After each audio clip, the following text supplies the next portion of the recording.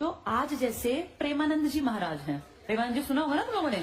अभी विराट कोहली, अनुष्का शर्मा, देश के सारे बड़े बड़े आदमी, आरएसएस के हेड, जितने लोग तुमने सुने, चाहे हेमा मालिनी है कोई भी, सब उनके पास जाते हैं। वो क्या कहते हैं बेटा, वो कुछ इलॉजिकल बातें नहीं करते ना। वो कहते धूनी रमाओ भस्म रमाओ। क्या बोले वो विराट कोहली को, उन्होंने कितनी अच्छी बात कही कि तुम्हारे लिए क्रिकेट ही पूजा है। तुम अगर भगवान का नाम नहीं भी लोगे, क्रिकेट खेलते हो देश के लिए, वही पूजा है। उन्होंने कहा हर आदमी जो अपना काम कर रहा है ना, जो तुम्हें काम प्रकृति ने दिया, नियति ने, ईश्वर ने, अपनी किस्मत मान लो, वो काम ढंग से करो, यही पूजा है। कुछ मत करो, सिर्फ अपना काम बहुत अच्छे तरीके से करो। जैसे तुम्हारा काम पढ़ना है तो सिर्फ अच्छा पढ़ाई करो, कुछ मत करो। बीच में जब टाइम मिले तो भगवान का शुक्रिया कर दो, एक आधी बार भी याद कर लो, उसमें 100% तुम्हारी जिंदगी का बेड़ा पार हो जाएगा। वो बिल्कुल नहीं कहते कि 101 रुपए चढ़ाओ और दान करो, और ये कुछ नहीं। वो कहते हैं नॉर्मल जो जिंदगी है इसी काम को बेस्ट कर दो। तो सोचो आज प्रेमानंद जी के कितने फॉलोअर्स हैं, कितने फॉलोअर्स हैं, और लोग दिल से उनको प्यार करते हैं बेटा। कितने लड़के IITians उनके पास, उनकी मंडली का हिस्सा बन गए।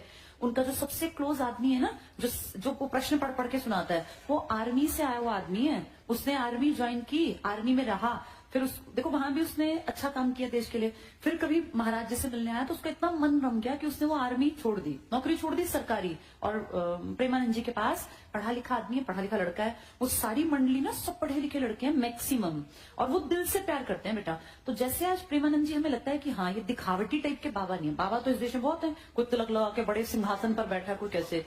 प्रेमानंद जी के बैठने का आसन कितना नॉर्मल सा है, कोई दिखावट नहीं, छोटी सी वो कुटिया टाइप की, उसमें गरीब आदमी भी बैठ जाता है, उसमें विराट कोहली भी बैठ गया, सब बराबर। उनके पास ज्यादा पैसा भी नहीं है, जो कहते हैं कि दिखता नहीं है ना उनका, ना ही कोई वो ऐसे भोग विलासी लगते। नहीं तो इस धरती पर अरब अरब पति बाबा जी भी हुए हैं, जिनकी अरबों की संपत्तियां हैं, किसी ने कुछ ले रखा है, किसी ने कुछ। तो वो ओरिजिनल बाबा जी है, बाबा जी इन द सेंस जो सही डायरेक्शन दिखाएं।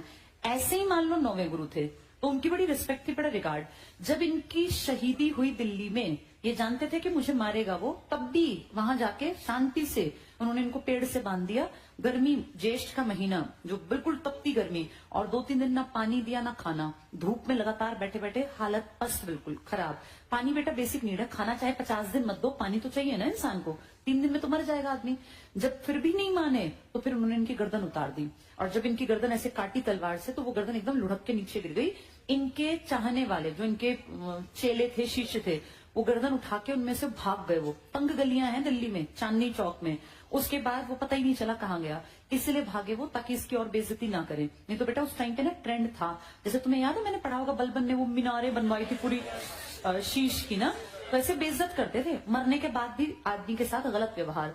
तो 9वें गुरु की बड़ी इज्जत है, और जगह जगह हमारे हरियाणा में भी इनके लिए गुरुद्वारे हैं। 3रे, 4थे, 5वें सबके, लेकिन इनका ज्यादा नाम आता है। तो ये है तेग बहादुर की